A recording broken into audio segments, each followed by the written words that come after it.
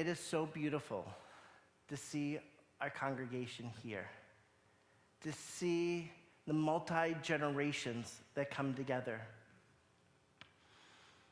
If you read any of the polling in the world, especially the United States, about faith, it's easy to see that the world, or at least American society, is turning away from religion.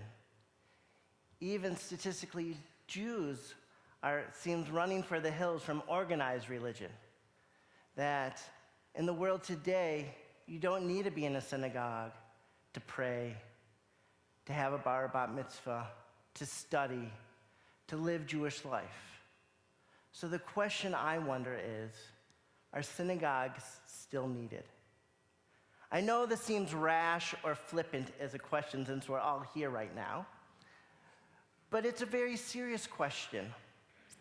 In the last year that I've been here, there's been numerous times where people have said, I remember the day when there was 4 services at Temple Israel, that this whole social hall and sanctuary was filled, as well as upstairs, and there was 2 services that went on. And with heartache, they say, what number are we? How many congregants do we have? And what I like to think about is, we are connecting one soul at a time. Back in the day, there was maybe not as many active Reformed congregations as there is today, and some of the demographics have changed. So what is our purpose at Temple Israel? If we're just going to be another shul in Westchester, we should call it a wrap. But I believe we have a special purpose. Congregations have a calling. If you think about it, this year, the Reform movement in America is turning 150 years old. Temple Israel itself is celebrating its 115th anniversary. We come from a tradition of progress, of justice, and of faith. We need to look back and see where we've come from. Many come here because this sanctuary brings peace and comfort. They think about the generations that have come before them, celebrating holidays with loved ones whose spirit are with us but are physically no longer on this earth.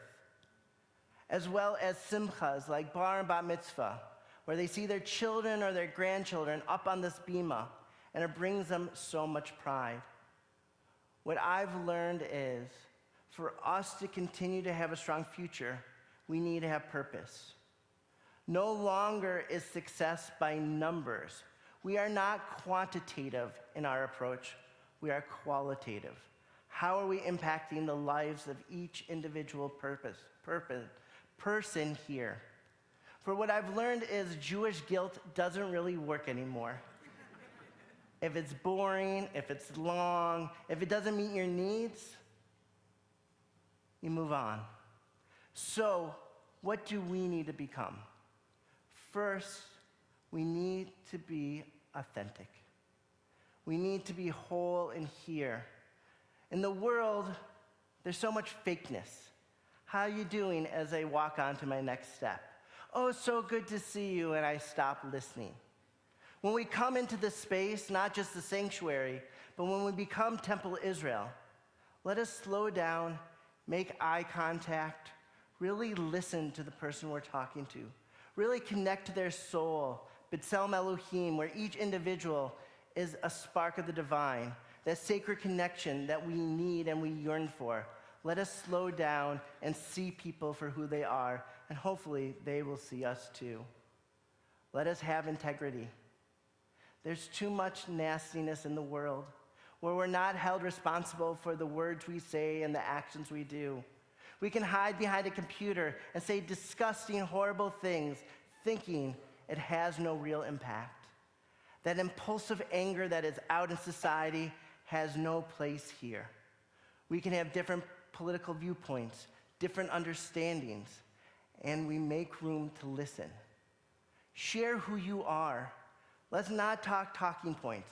Let's share authentic moments with integrity of what we believe and what we think, so we can wrestle just like our ancestors, B'nai Yisrael, just like Jacob wrestled with the angel of God.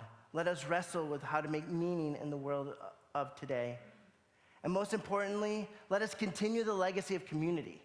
So many times I talk to congregants who say, this is where they made their best friends. This is where their kids grew up and they came and they felt connected. We have wonderful programs with our brotherhood and our sisterhood. We have social action and different things to get involved. This year, we're even starting a 30s and 40s group, trying to connect this next generation of younger congregants with one another. Because post-COVID, we've realized how in the past it was easy to make friends, it's become harder. Let us also make sure we're inclusive. One thing we've learned about as a reform movement is we thought we were so good at welcoming people. Welcoming is more than just saying, please join us. It's how we use language. It's our mission. It's how we make sure how we live each and every day matches our ideals, be it race and ethnicity, sexuality and gender identity, people with disabilities, those who have challenge when it comes to income and financial security. There are so many ways that we do not yet understand the world in other people's eyes. It is our obligation to make room, not just to welcome diverse arrays of people into our community, but to help them shape our future. This is what it means to be reform in the 21st century. And I would argue it also means that we must have true spirituality here. People are seeking purpose. People are seeking holiness. At one time in the 90s, they called themselves Jubus, who were looking at Buddhism and other things because we were afraid that Judaism didn't have real spirituality. But we do. We can learn from our neighbors and we can learn from our friends. And yet there's a reason why Judaism's been around for 2,000 years. It has wisdom about daily living. Let us learn this wisdom. Let us hold ourselves accountable. Let us be there for one another. When we truly live Judaism, there is joy, not just obligation, but beauty and joy. I can tell you this because as a rabbi, I get to share life with you. And it's at some of the hardest moments of your life that I find to be the most awe-inspiring, where I connect to your souls and you connect to mine. And I know we're not alone in this world. Too often, we get bogged down in daily life, and we show up here emotionally exhausted. Let us let go of the world. Let us find the depths that we know we're searching for, and let us be true to one another. These gifts will make us strong because we are a multi-generational communal home. It's amazing. We have 5 generations together here. As life keeps growing, as people live longer, we have the beauty and the challenge of bringing a diverse group together. So one even at this service might say, well, I like this, but I didn't like that. This tune called to me, but that tune missed the mark. That's okay. Because for the person sitting next to you, what missed the mark might be calling for them. What we need to do is make room where different generations talk to one another. I know we have the Better Together program where our teens and our seniors share life together. For those involved, they find it to be one of the most exciting parts of the year because even though we sometimes speak different cultural languages, we have one unique purpose, and that's uniting our lives in different ways. And we have role models and ways to connect in the joys of loving one another. I ask you, make room for people. It's easy to live in our silos. Make room for your neighbor. Get to know a face that you do not know. Kalal, the National Center for Jewish Leadership and Learning says, notice, name, and know. When we come here, we want to feel people see us, not for what we wear or for what our legacy is, but for who we are as people. Get to know people's names. The name tags are important. It's okay to look down and then look up. We're human. Nobody's perfect in remembering names. If you feel somebody should know your name and they don't, please have humility on these holidays and reintroduce yourself. Also, know people. It is our goal to do more intimate settings so that people can truly get to know one another. That is what I believe it will take for us to be successful. It's not just the high holidays. It's not events.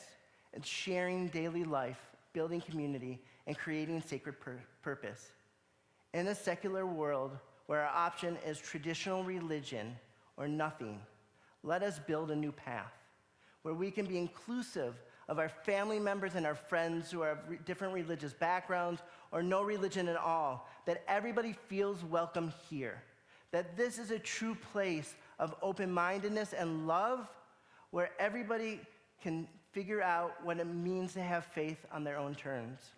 We use Judaism as a text and a tradition, and the key is living life.